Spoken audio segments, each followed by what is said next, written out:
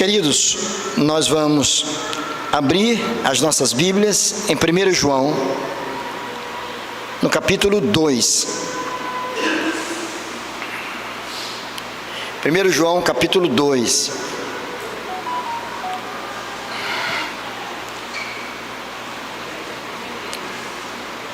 Nós vamos ler os versos de 18 a 26.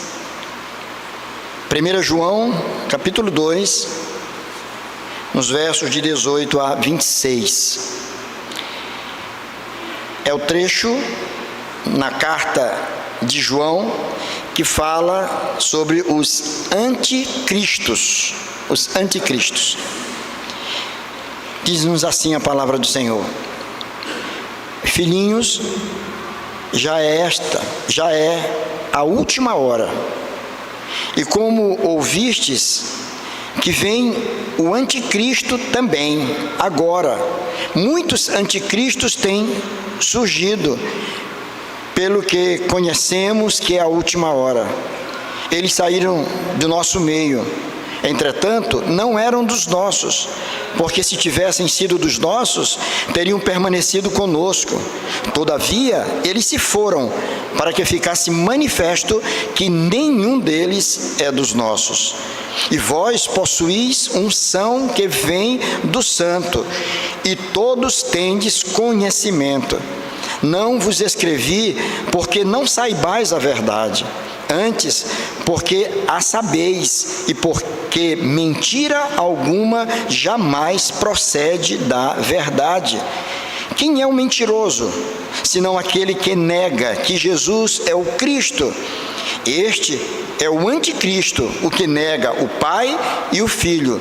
Todo aquele que nega o Filho, esse não tem o Pai. Aquele que confessa o Filho tem igualmente o Pai. Permaneça em vós o que ouvistes desde o princípio.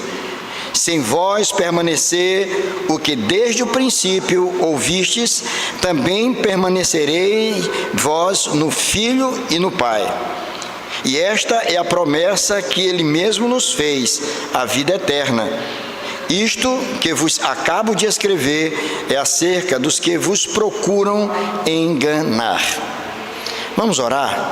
Vamos pedir a Deus que abra a nossa mente para entender essa porção bíblica, abra o nosso coração para que possamos recebê-la com alegria e orar ao Senhor que nos ajude a fim de que esta palavra ela possa moldar as nossas vidas, a nossa conduta e as nossas decisões também. Vamos orar. Santo Deus, Pai bondoso, nós louvamos o Teu nome pela Tua presença no nosso meio aqui, Senhor. Nós Te louvamos, ó Deus, pela Tua palavra bendita. Nós Te louvamos, ó Deus, porque através dela o Senhor tem curado as feridas da nossa alma. Através dela o Senhor tem nos instruído acerca do caminho certo a seguir. Através dela, pela ação do Teu Espírito Santo, o Senhor tem moldado o nosso caráter. Pedimos ao Senhor, ó Deus, que em nome de Jesus, Tu uses de misericórdia para conosco nesta manhã. Desvenda os nossos olhos, Pai, para que contemplemos as maravilhas da Tua lei. Nós oramos no nome amado de Jesus. Amém. Queridos irmãos, como é do conhecimento da grande maioria que aqui está, eu digo da grande maioria porque temos aqui algumas pessoas que estão nos visitando, nós estamos fazendo uma exposição sequenciada nesta primeira carta do apóstolo João. E nós estamos percorrendo seção por seção, perícope por perícope, parte por parte. A nossa intenção a fazer isto é, na verdade, termos uma compreensão acerca do que Deus revela a nós na Sua palavra. Não somente descobrir, compreender qual a intenção do escritor, no caso do apóstolo João, para os seus destinatários da época, mas tentarmos compreender também qual o propósito de Deus com esta palavra que foi preservada ao longo dos séculos e que chegou às nossas mãos. Descobrir, portanto, qual é o propósito de Deus para as nossas vidas com o que nós encontramos aqui. Esta carta, ela foi escrita já no final do século I, por volta do ano 90, 95. O seu escritor, o apóstolo João, já era, ao escrever esta carta, um homem muito idoso, mas um homem ainda muito lúcido, muito consciente da sua responsabilidade e muito determinado na realização da sua missão, no cumprimento fiel da sua missão. Ele era um homem experimentado na fé, um homem que conheceu o Senhor fisicamente, um homem que andou com Jesus, um homem que testemunhou os grandes feitos do Senhor Jesus, alguém que teve o privilégio de poder ouvir a voz de Jesus, de acolher, de receber os ensinos e as instruções ministradas pelo próprio Mestre, pelo Senhor Jesus. E agora, este homem, sabendo então do perigo que os seus irmãos na fé estavam correndo, ele escreve uma carta a estes seus irmãos. A carta não é destinada a uma igreja específica, a uma igreja local, como é o caso de algumas epístolas que nós temos aqui, como por exemplo, Paulo escreve 2 cartas aos Coríntios, escreve aos Romanos, escreve aos Filipenses, aos cristãos que faziam parte das igrejas espalhadas pela região da Galácia. Ele escrevia para igrejas específicas, tratando de problemas específicos pertinentes àquelas igrejas. Esta carta é uma carta direcionada a todos os cristãos em todos os lugares e eu diria em todas as épocas. E ele escreve para instruir aqueles irmãos, escreve para que eles pudessem cada vez mais ter uma consciência muito clara do que se operou, o que aconteceu nas suas vidas. Ele escreve para que a sua alegria, a alegria daquele povo, pudesse ser renovado a cada dia mais. No capítulo 5, por exemplo, no verso 13, ele diz: estas coisas vos escrevi a fim de saberdes que tendes a vida eterna, a vós outros que credes em o nome do Filho de Deus. Então, irmãos, eu digo estas coisas à guisa de introdução do nosso sermão, da mensagem desta manhã, para que os irmãos possam ter uma compreensão do propósito desta carta, do objetivo delas. Um dos problemas que nós temos como leitores das Escrituras é deixar de considerar o contexto em que aquele texto que nós estamos lendo está inserido. E é por isso que surgem muitos equívocos, muitas heresias, porque pessoas pensam determinados textos, determinados versículos, determinadas porções das Escrituras, fazendo um grande malabarismo dela para aplicar aquilo que eles têm em mente. Isso é um problema. Então nós precisamos compreender qual o propósito desta carta, qual era a intenção do autor e por trás de tudo isso, qual a vontade soberana do Deus soberano para com cada um de nós. João sabia que problemas terríveis iriam acontecer. Ele sabia que já nos seus dias a igreja enfrentava adversários terríveis. Ele sabia que a igreja estava sendo duramente ameaçada e ela continuaria sendo ameaçada ao longo dos séculos. E ele escreve exatamente com a intenção de alertar os seus irmãos, dizer para eles: olhem, fiquem espertos, fiquem atentos. Talvez vocês estejam numa situação muito confortável. Talvez a fé que vocês estão vivendo está sendo vivida com muita tranquilidade, com muita paz. Talvez esteja dando tudo certo na vida de vocês. Mas saibam de uma coisa: há uma conspiração dos infernos para impedir que vocês prosperem na caminhada cristã. E ele vai falar aqui acerca de 3 testes ou 3 provas que vão demonstrar se alguém está verdadeiramente no caminho certo ou no caminho errado.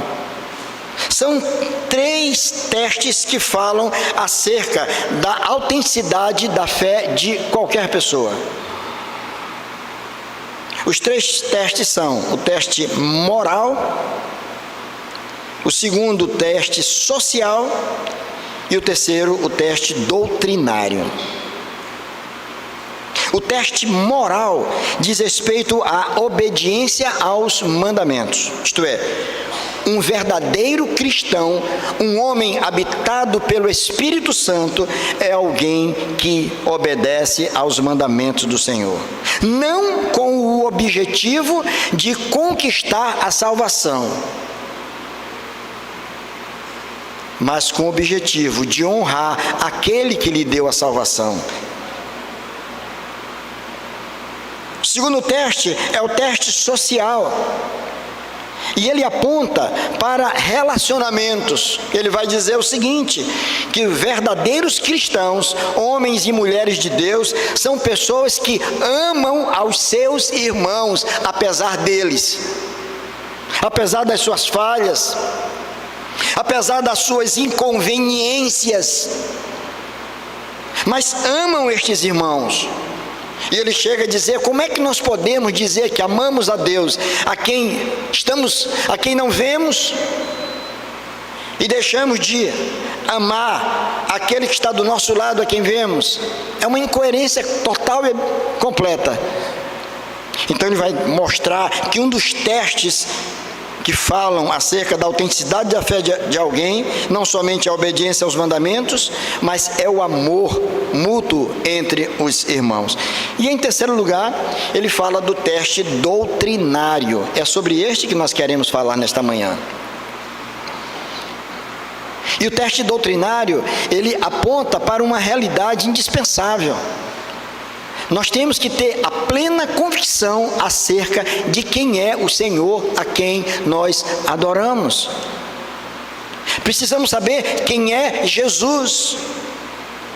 Precisamos ter consciência da obra que Jesus realizou de uma vez por todas na cruz do Calvário em nosso favor. Então, um homem de Deus, uma mulher de Deus, ele tem uma noção, ele tem uma compreensão de quem é esse Jesus, do que Jesus representa na sua vida, da obra que Jesus realizou na cruz do Calvário por ele. Esse é chamado o teste doutrinário, o teste doutrinário. Isso é importante? Porque a gente vive numa época notadamente marcado pela desconstrução de valores. Há um relativismo, olha só, relativismo absoluto. 2 termos que se anulam, não é? Há um relativismo total. Há uma pluralidade de verdades. E para se dar bem com alguém, você tem que partir do princípio que cada um tem a sua verdade e ele tem direito de viver a sua verdade, segundo aquilo que ele crê, como se não existissem verdades absolutas. é uma época que no campo da filosofia se chama de pós-modernismo, pós-modernidade. O que é a verdade? Ela existe. Basta que cada um seja sincero naquilo que faz. Seja sincero, não interessa como está fazendo, mas se há uma sinceridade, não importa como o culto está acontecendo, não interessa como a pregação do Evangelho está sendo proferida, mas se há sinceridade naquilo, então está tudo muito bom. Vamos pensar em duas situações.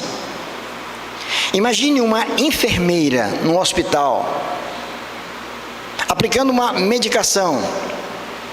Já pensou? Errada. O remédio pode ser certo, mas numa dosagem, numa superdosagem. Ela está com o coração ali, ela é muito sincera, ela quer ajudar, ela acha que aquilo vai dar certo, e ela vai aplicar aquela medicação.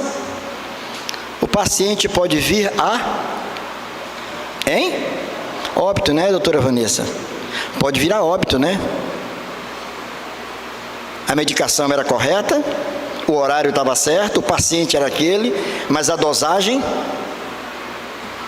errada.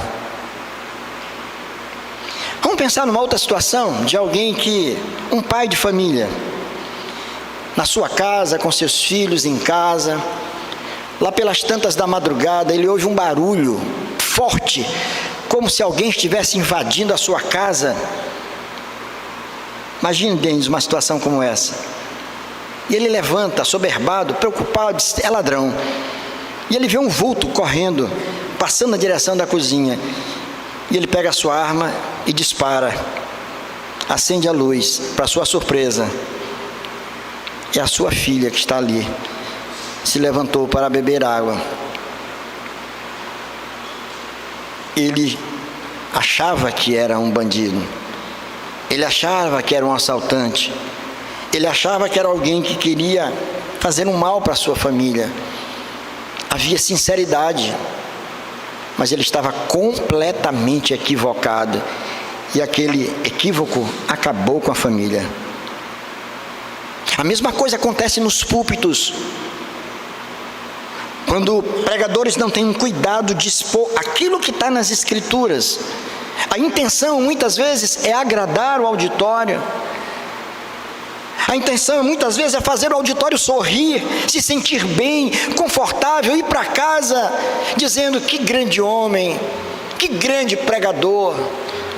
Quando deveriam sair dizendo: que grande Cristo, que grande Senhor foi apresentado. Por isso, a sinceridade não é o elemento mais importante, mas a fidelidade a Deus.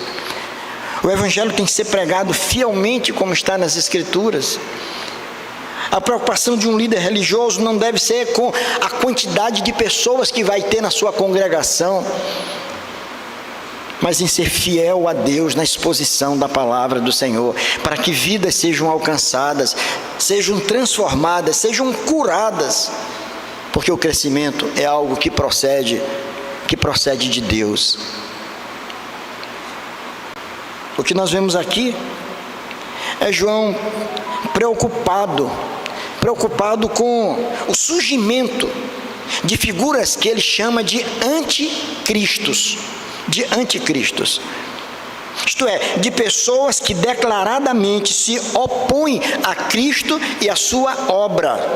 Anticristo, aquele que é contra Cristo e que se opõe à obra de Cristo, ou que deturpa o nome de Cristo e a obra que ele realizou. Os gnósticos estavam fazendo isso, e era um movimento de natureza religiosa, filosófica, que estava crescendo, ocupando espaço naqueles dias. Cristo era lembrado por eles, mas muitos entendiam que havia um Jesus histórico e que no dia do batismo desce o Espírito que unge e capacita, e no momento da cruz ele o abandone e quem fica lá é apenas o homem. Muitos acreditavam que Jesus, ele era apenas Deus, Ele não tinha natureza humana. Aquele sofrimento que nós julgamos que ele teve, aquilo não é verdade.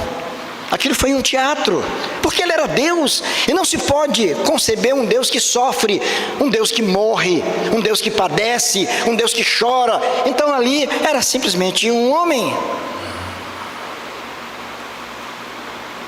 Outros pensavam de forma oposta. A questão é: quem é Jesus para você? Tem uma canção que diz: muito embora só Jesus existe, mas nem todos sabem vê-lo como é. Filósofo, poeta ou comunista, um líder, enfim, qualquer outra coisa. É uma canção tão bonita, de vencedores por Cristo, não é isso? Quem é Jesus? É um filantropo? Um realizador de milagres? Um grande mestre? Um pacifista? Quem era Jesus? O que Jesus representa na sua vida? Se nós não compreendemos que Jesus é aquele sem o qual nós estamos perdidos, Jesus é aquele sem o qual a nossa vida não faz sentido, você ainda não compreendeu exatamente quem é Jesus.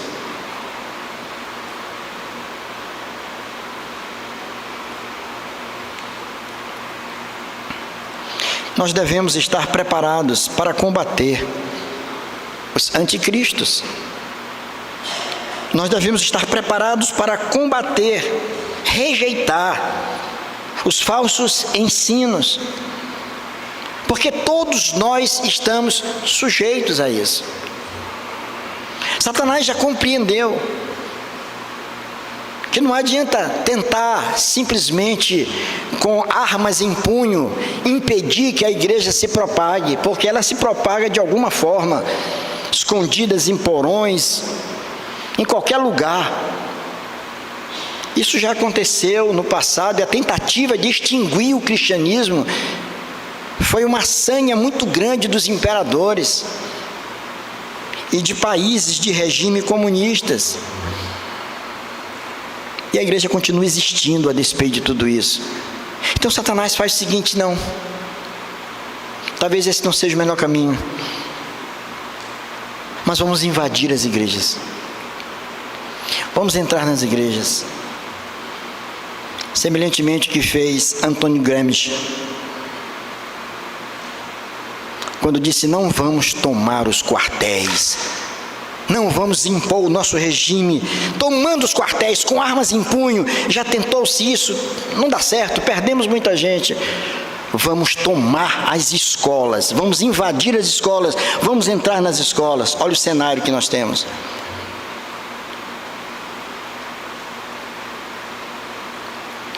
E a gente não percebe como o mal vai entrando sorrateiramente nas nossas casas, nos nossos lares, nas igrejas. E muitas vezes a gente perde o rumo daquilo que o Senhor quer fazer, simplesmente porque fizemos concessões para que práticas não aprovadas pelo Senhor pudessem invadir as nossas vidas. Como nós estamos vivendo, como nós festejamos, como nós comemoramos os nossos aniversários, quais ambientes que nós frequentamos. Tudo isso define ou fala de quem nós somos. Como você se apresenta nas redes sociais, que hoje tem sido um problema na vida de muita gente. Como você tem aproveitado esse meio. Muito bom tirar fotos, colocar ali, falar da sua família. Mas como é que você está aproveitando isso? Como é que muita gente está fazendo? Está falando muitas vezes de si mesmo. Nós somos chamados a atenção acerca disso.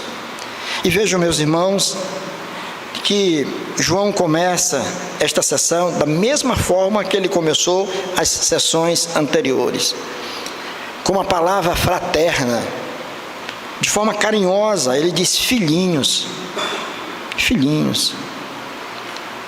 Ele está demonstrando todo o amor. Ele vai falar de coisas muito duras. Mas aquelas pessoas precisavam entender que quem estava falando ali era um homem idoso, experimentado na vida, e que desejava ver a igreja do Senhor prosperar. E se a igreja não tivesse com seus olhos abertos, ela não ia muito longe. Por isso ele diz: filhinhos, já é a última hora. E como ouvistes que vem o anticristo, também agora muitos anticristos têm surgido, pelo que conhecemos que é a última hora. Vejam que ele vai usar elementos, vai falar de algumas figuras aqui, que para nós é muito estranhas até. E a gente joga isso para uma época muito distante de nós. Devemos estar preparados para o combate. Sim. Como? Em primeiro lugar, estando sempre alertas ao perigo. Precisamos de estar sempre alertas. E eu sei que vocês já fazem isso, porque lá em casa nós fazemos também. Hoje com os netos, mas muitos aqui com os filhos dessa geração. Ele está com o celular na mão, ele está olhando a televisão, e você diz: o menino está quietinho, ele está muito comportado, vai lá ver o que ele está assistindo. Vai lá, coitado, inocente, está se divertindo com um desenhozinho, mas um desenho que está com uma intenção de depositar na mente do teu filho, do teu netinho, mentiras, distorções. E a gente precisa estar atento, alerta a tudo o que está acontecendo. O que está acontecendo? Porque a igreja em tal local cresceu dessa maneira, o que eu posso fazer para ela crescer? Aí eu passo a negociar valores e princípios que jamais deveria fazer, com a intenção de ver a igreja superlotada. Não que ter uma igreja superlotada não seja uma manifestação, não possa ser uma manifestação da graça de Deus agindo no meio do povo, atraindo, chamando pessoas ao arrependimento. Mas não passa muitas vezes de meros ajuntamentos. Pessoas que vivem, igrejas que vivem de eventos em eventos. E o pastor tem que ter um poder de criatividade muito grande para estar inventando sempre alguma coisa, porque senão o povo não vem. Quem vai estar hoje lá? Como é que é? O que é que vai ter? Ah, aí sim. Opa, estamos lá. Não, não é nada não, é só uma reunião de oração.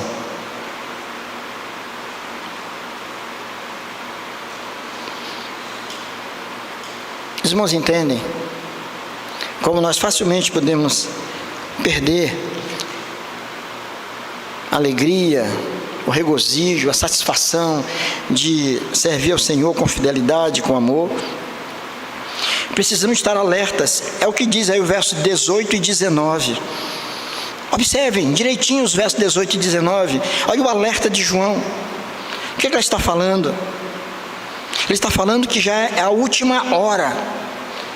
Essa última hora, meus irmãos, descreve muito mais um tipo de tempo do que uma duração de tempo. Muito mais um tipo de tempo que está acontecendo nesse tempo do que uma duração de tempo. É uma questão muito mais de teologia do que de cronologia. Entendem? Que tempo é esse? Que hora é essa? Filhinhos, já é a última hora. Essa última hora começou a partir do momento da encarnação, depois da ascensão de Jesus, e ela termina com a volta de Cristo. Nós estamos vivendo esse último tempo, esse é o último tempo, onde as coisas estão acontecendo nesse cenário que está descortinado diante dos nossos olhos. As coisas estão acontecendo aqui, aos nossos olhos, e muitas vezes a gente não consegue enxergar, porque nos é conveniente. A tal conveniência nos impede de cair na real.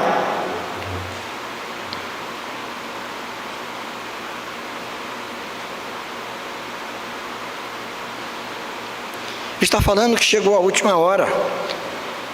Nós estamos convivendo com essa figura dos anticristos. Quem são eles? O que é que João tinha em mente quando fala do anticristo? São aqueles que deturpavam da missão de Cristo, da natureza de Cristo, da obra de Cristo, aqueles que se opunham ao nome de Jesus. E ele está dizendo que esses anticristos, eles não caem do inferno. Eles não vêm de zonas fechadas da maldade. Sabe de onde surgem esses anticristos? Olha o verso 19, irmãos. Presta atenção no que está escrito aí. É duro. Eles saíram da onde? De nosso meio. Eles saíram do nosso meio, entretanto não eram dos nossos, porque se tivessem sido dos nossos, teriam permanecido conosco. Todavia eles se foram, para que ficasse manifesto que nenhum deles é dos nossos. Eles surgem no meio do povo. Eles geram dúvidas, confusão. E muitas vezes nós não estamos preparados para isso, porque nos falta um verdadeiro entendimento dessas verdades. Mas eles surgem assim, são figuras que estavam no nosso meio e que hoje estão vivendo da forma mais irresponsável e irregular no mundo. Aí você diz, mas esse não era aquele cantor? Esse não era aquela bênção que compunha tantas músicas maravilhosas que nós cantávamos? E ele está cantando onde? Hoje. O que ele está fazendo? Onde ele está? Vem cá, mas esse não é aquele grande teólogo, pregador, que juntava multidões para ouvi-lo? Olha as declarações que ele faz dos nossos dias. E eu vou me poupar aqui de pronunciar nomes que eu já pronunciei. E não é por medo de falar, que eu não tenho medo. Que eu não quero promover ninguém, especialmente quem está fazendo coisa errada. Mas quantos que os irmãos não sabem que foram líderes, grandes escritores, que discorreram tão maravilhosamente sobre família, que pregaram para casais, e hoje vivem experiências múltiplas, diferentes. Há quem já se propõe a ressignificar as Escrituras, porque elas já estão obsoletas, anacrônicas, não tem nada a ver com o nosso tempo. Tem que dar uma arrumada nessas verdades aqui.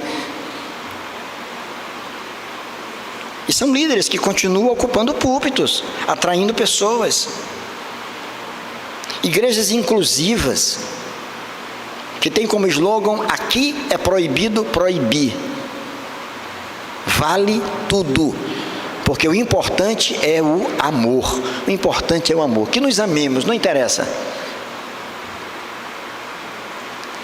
É a realidade que nós estamos vivendo,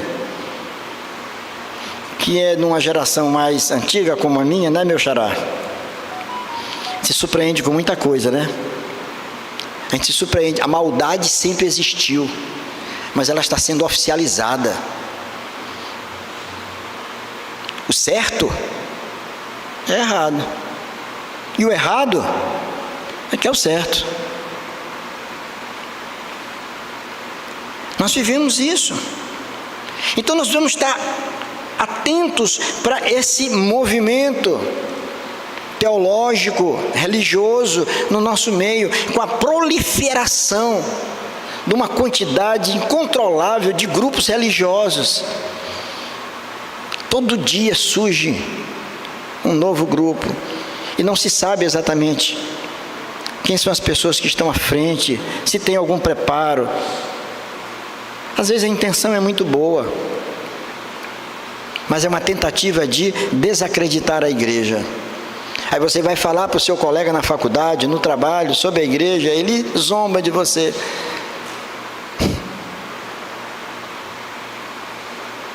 Eu me lembro, nunca nunca me esqueço isso. Até já falei aqui de um colega meu, quando eu fazia ensino médio, década de 70, Carlos, viu? Lá no colégio agrícola. Descobriram que eu era crente. Aí um disse assim, ele era do interior do estado. Disse, não, eu quero saber lá em casa, ninguém quer saber negócio de crente, não. Eu disse, mas por quê, rapaz? Não, porque lá na minha cidade tem um crente, ele é terrível, ele é ladrão de cavalo. Eu disse, puxa vida, olha, Zé, ladrão de cavalo. Então a gente está vivendo uma época onde as coisas estão acontecendo, irmãos, e João está chamando a atenção do povo para a possibilidade do engano. Todos nós podemos cair no erro. Todos nós podemos banalizar as verdades. Todos nós podemos enfraquecer na fé, irmãos. Tem gente idosa que serviu a Deus durante tantos anos, que hoje não quer saber de igreja de jeito nenhum. Tem gente que não acredita mais que a Bíblia é a palavra de Deus. Acha até que é um livro interessante, histórico, tem muita coisa bonita, mas não é a palavra de Deus. Talvez você tenha um colega assim no seu ambiente de trabalho, alguém que tem uma vida moral correta, um bom pai de família, um bom profissional, mas que não acredita nessas verdades. Então nós precisamos estar preparados para o combate, em primeiro lugar, estando sempre alertas ao que está acontecendo ao nosso redor. Precisamos estar preocupados. Em segundo lugar, nós nos preparamos não somente estando alertas, sempre alertas, mas fazendo uso do que nós já recebemos, do que já temos. Olha o verso 20 a 23, o que ele vai dizer. E vós possuís unção que vem do Santo, e todos tendes conhecimento. Não vos escrevi porque não saibais a verdade, antes porque a sabeis, e porque mentira alguma jamais procede da verdade. Quem é o mentiroso, senão aquele que nega que Jesus é o Cristo? Este é o anticristo, o que nega o Pai e o Filho. Todo aquele que nega o Filho, esse não tem o Pai. Aquele que confessa o Filho, tem igualmente o Pai. Vejam que João, ele trata os seus irmãos não como pessoas que fossem ignorantes, como se fossem neófitos, novos na fé, pessoas despreparadas. Não, ele está conscientemente falando para pessoas que eles julgam que tinham duas coisas importantes: tinham sido ungidas, estavam habitadas pelo Espírito Santo. Daí ele fala de unção. E depois, pessoas que têm conhecimento, pessoas que tiveram acesso ao ensino dos apóstolos, que foram instruídos. Então ele sabia que aquelas pessoas, elas não eram qualquer pessoa, mas era gente crente, gente habitada pelo Espírito, pessoas que tinham sido ungidas pelo Senhor, habitadas pelo Senhor. O Espírito Santo de Deus habitava naqueles corações, e elas tinham um conteúdo dessas verdades, tinham conhecimento, e por conhecimento, entenda, não só o conjunto de verdades expressas nas Escrituras, mas como própria comunhão com Deus, a intimidade com o Senhor. Então, observem como João trata os seus irmãos. A fala dele é dura, mas ele está falando para pessoas experimentadas. Por que isso para mim tem um peso muito grande? Porque eu poderia ler isso aqui e dizer, não, isso aqui é verdade, mas isso aqui é uma verdade. Se eu fosse montar um curso de discipulado, eu colocaria esta lição para os iniciantes na fé. Não para aqueles que já estão aí com 3, 4 décadas no Evangelho, não para pastores, pessoas que tiveram a oportunidade de ir para um seminário, estudar, se preparar para ensinar o povo. Não, acho que isso aqui não se aplica a estas pessoas, se aplica apenas àqueles que estão verdinhos, àqueles que estão começando, são os nossos jovens. Mas não, tudo isto aqui é para todos nós. E eu preciso entender que eu preciso fazer uso disso para que eu possa vencer essa batalha. Eu sou um alvo, eu tenho que me ver como alguém que está sujeito a tropeçar, alguém que está sujeito a me equivocar. Então eu tenho que fazer uso de quê? Dessas duas coisas preciosas. A primeira delas é o Espírito de Deus que habita no meu coração. Ele é que nos conduz a toda a verdade. Então isso me remete a uma vida de mais humildade, de dependência, de quebrantamento, de buscar essa plenitude do Espírito na minha vida. Senhor, Tu que habitas em mim, Senhor, mas que o Senhor possa me conduzir. Eu não sei, Senhor, caminhar sozinho. Não larga da minha mão, Senhor. Continua me firmando. É o que eu peço a Deus. Eu sempre brinco com os meus colegas e digo, olha, eu tenho muito mais estrada para trás do que para frente. Muito mais para trás do que para frente. A gente já vislumbra aí, daqui a pouco chega um jubilamento, né, Ana Lídia? Daqui a pouco chega o jubilamento.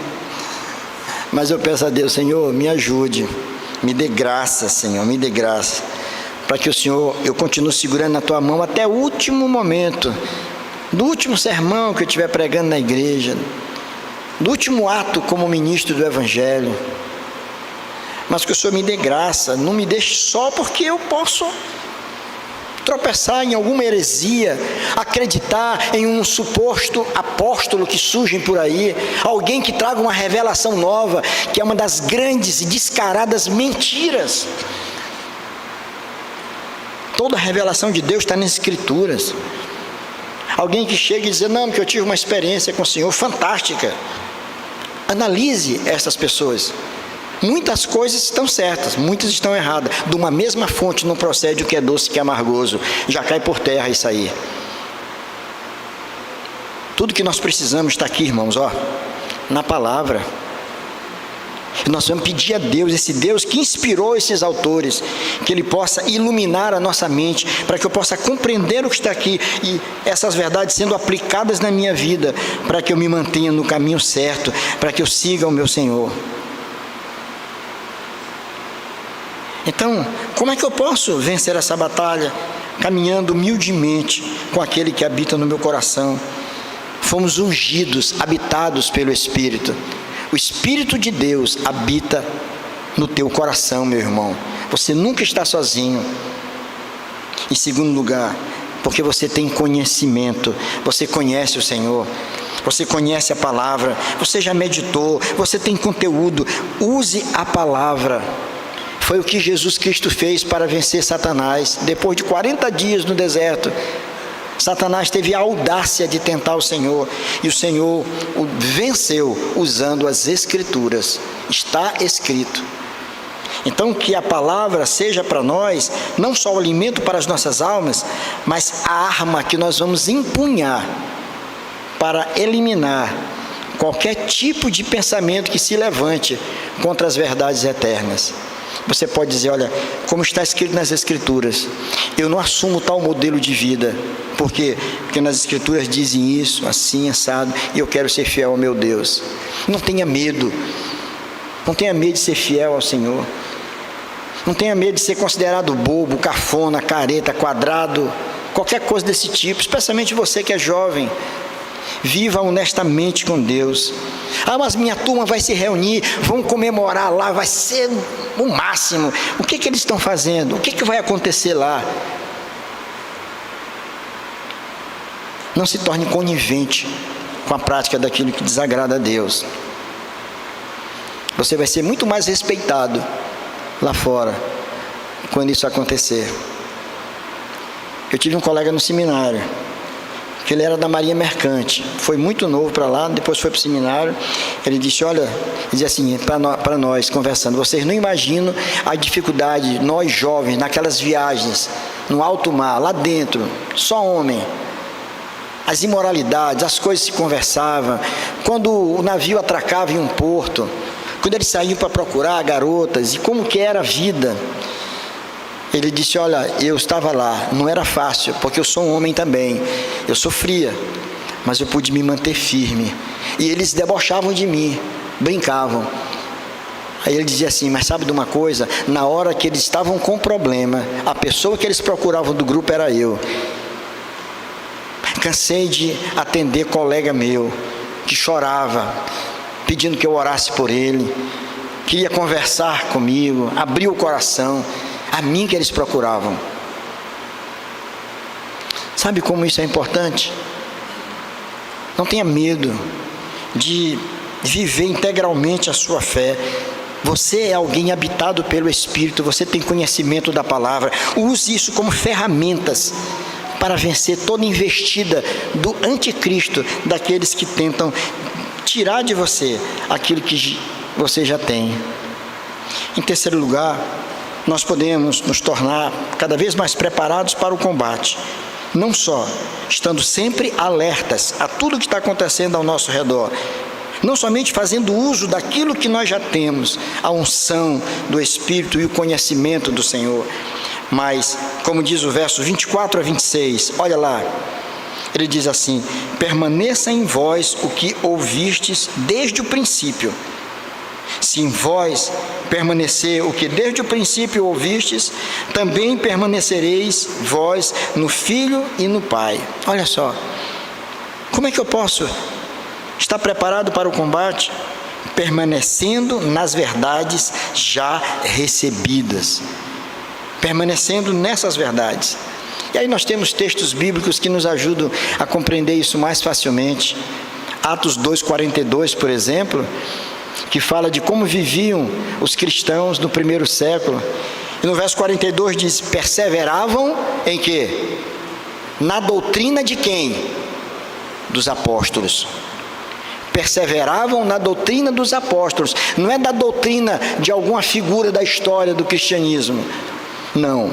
Perseveravam na doutrina dos apóstolos, naquilo que os apóstolos ensinaram. Eles receberam do Senhor a revelação e as escreveram por determinação divina, por inspiração divina. E agora, aquela gente, ela estava firmada nessas verdades, elas não abriam mão dessa verdade.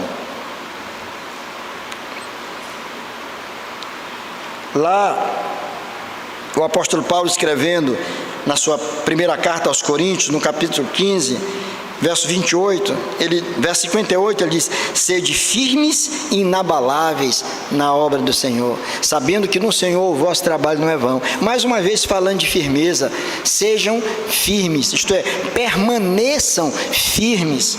A mesma coisa ele faz no capítulo 16, no verso 3, ele diz: sejam vigilantes, permaneceis firmes na fé. A mesma coisa ele faz escrevendo aos Filipenses, no capítulo 1, verso 27, ele destaca a firmeza na fé daqueles irmãos, e por aí vai, tantos outros textos. E nós precisamos permanecer nessas verdades, irmãos. Que tudo aquilo que foi ensinado, tudo aquilo que você aprendeu de Deus em 2025, que isso sirva para a construção de um testemunho cada vez mais bonito da tua parte, onde você estiver.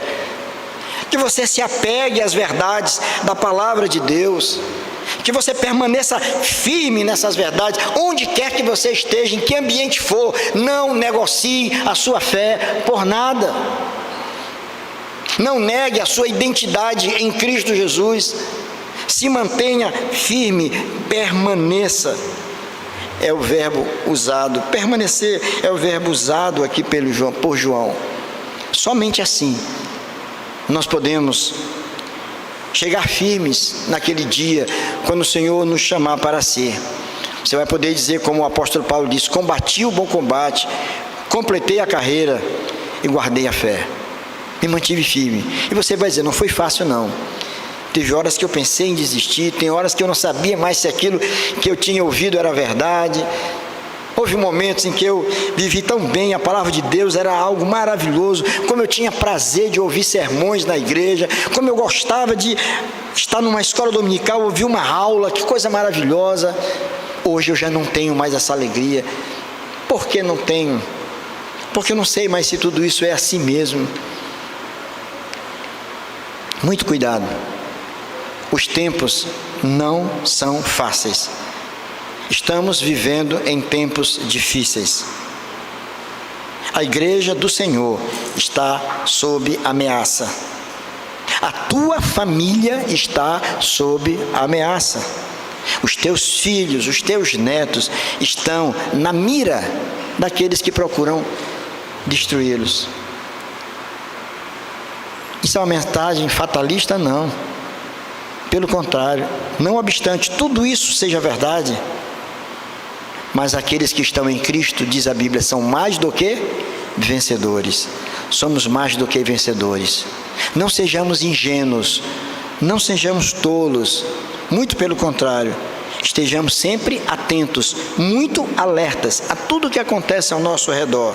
Faça uso daquilo que Deus já deu para você. Você é habitado pelo Espírito e você conhece a verdade. Faça uso disso para a tua proteção. E mais do que isso, permaneça nas verdades eternas. Coloque na tua agenda de 2026. Eu quero e desejo e trabalharei para me manter fiel ao Senhor. A minha felicidade está na razão direta do lugar que o Senhor Jesus ocupar na minha vida. Que o Senhor, em Cristo Jesus, a todos abençoe. Amém.